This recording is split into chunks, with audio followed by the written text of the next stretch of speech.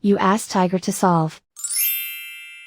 This deals with linear equations with one unknown.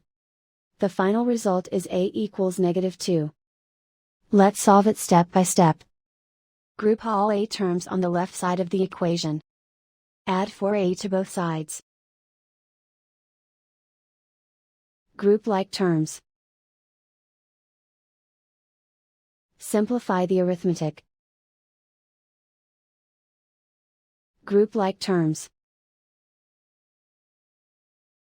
Simplify the arithmetic. Group all constants on the right side of the equation. Subtract 9 from both sides. Simplify the arithmetic.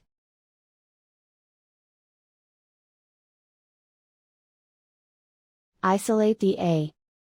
Divide both sides by 6. Simplify the fraction.